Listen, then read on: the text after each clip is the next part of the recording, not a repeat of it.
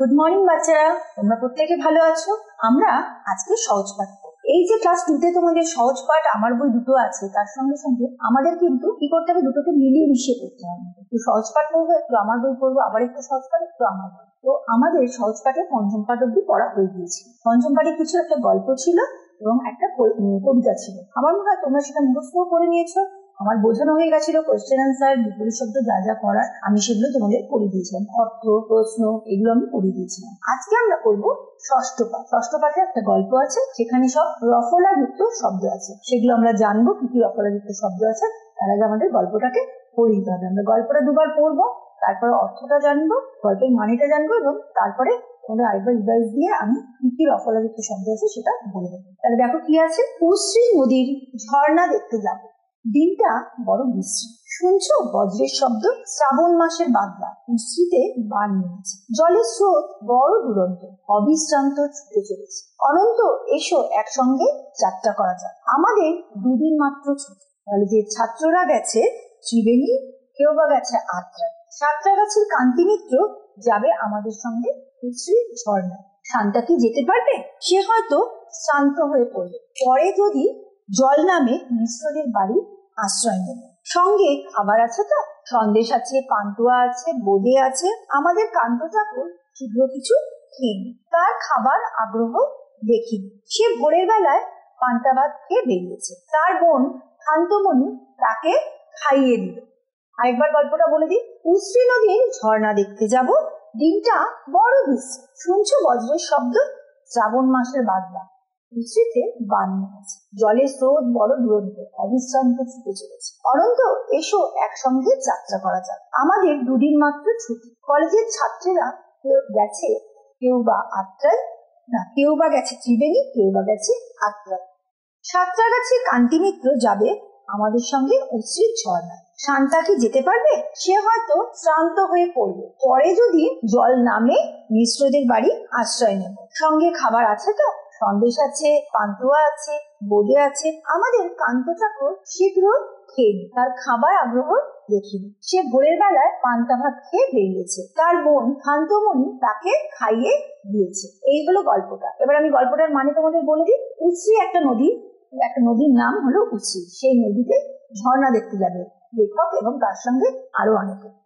কিন্তু দিনটা না খুব বাজে, তাই বলেছে দিনটা বড় বিশ্রী। বলছে বজ্রের শব্দ শুধু হচ্ছে, আসলে বর্ষাকালে আমরা কি দেখি, খুব বৃষ্টি পড়ে, বজ্রের শব্দ শোনা যায়। তাই বলছে তোমরা বজ্রের শব্দ শুনতে পাচ্ছ? যেহেতু শ্রাবণ মাস, শ্রাবণ মাসের বাদলা মানে প্রচুর বৃষ্টি হবে, দেখে দেখে বৃষ্টি, বজ্রের শব্দ, মেঘলা করে থাকবে।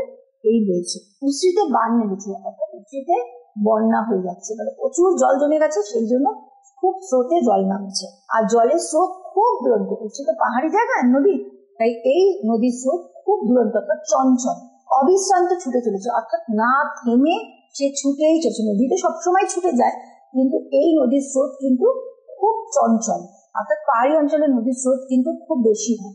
তাই বলছে এই অবিশ্রান্ত গতিতে ছুটে চলেছে। অনন্ত এসো একসঙ্গে যাত্রা করা, অর্থাৎ অনন্ত বলে আরেকজনে যাবে, তাকে বলছে চলো এবার একসঙ্গে বেরিয়ে পড়া যাক, অর্থাৎ এবার যাওয়া যাক, আমাদের মাত্র দুদিন ছুটি। লেখক বলছে আমাদের দুদিন ছুটি। কলেজের ছাত্ররা গেছে ত্রিবেণী, কেউ বা গেছে আত্রায়। এই ত্রিবেণী, আত্রায় এগুলো কিন্তু জায়গার নাম। ওরা এরকম এক একটা জায়গায় কলেজের বিভিন্ন ছাত্ররা বিভিন্ন জায়গায় ঘুরতে গেছে, দুদিন ছুটি পেয়েছে। তো লেখকরা উশ্রী নদীর ঝর্ণা দেখতে যাবে, বাকিরা যাচ্ছে ত্রিবেণী, আত্রায়।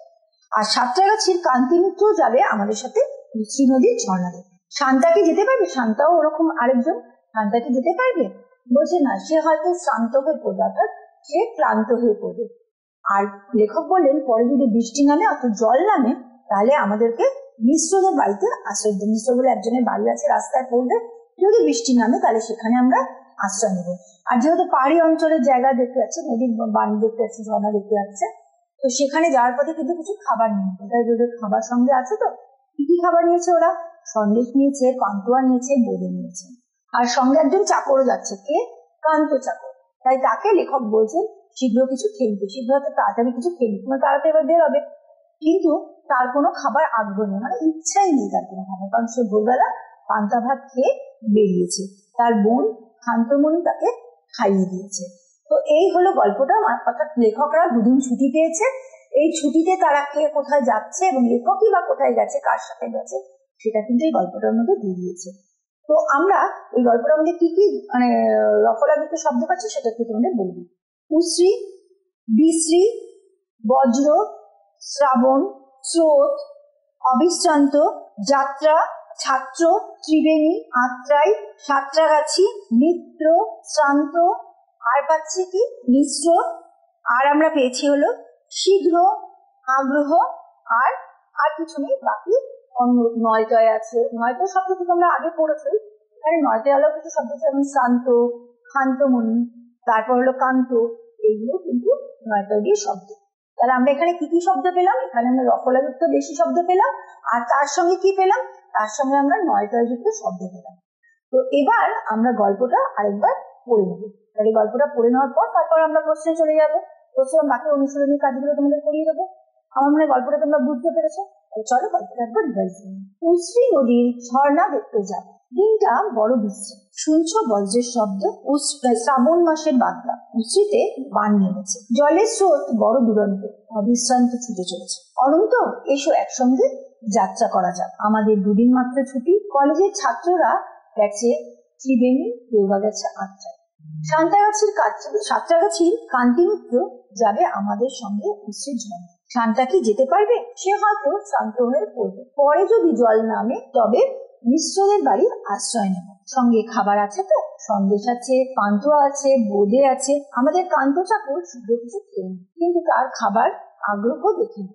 সে ভোরের বেলা পান্তা ভাত খেয়ে বেরিয়েছে, তার বোন খান্তমণি তাকে খাইয়ে দিল।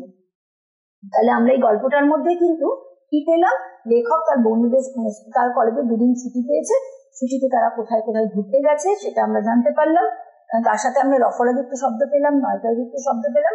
আমি কিন্তু গল্পটার অর্থ তোমাদের বুঝিয়ে দিলাম, তারা কি খাবার নিয়েছে, তাদের সঙ্গে কে কে গেছে, কে যেতে পারছে না, তার সঙ্গে তারা মিষ্টি করলে কোথায় গিয়ে আশ্রয় নেবে, সেটা কিন্তু আমরা এই গল্পটার মধ্যে পেয়ে গেলাম। তাহলে ষষ্ঠ পাঠের গল্পটা তোমরা খুব ভালো করে পড়বে, তা নাহলে কিন্তু প্রশ্ন উত্তর যে আমি করাবো সেগুলো কিন্তু মনে রাখতে পারবে না। আর এবং বানান করে পড়বে, এই যে যুক্তাক্ষর দেওয়া শব্দগুলো আমরা পাচ্ছি সেগুলো কিন্তু পারলে আলাদা করে খাতায় লিখে কালকে প্র্যাকটিস করবে।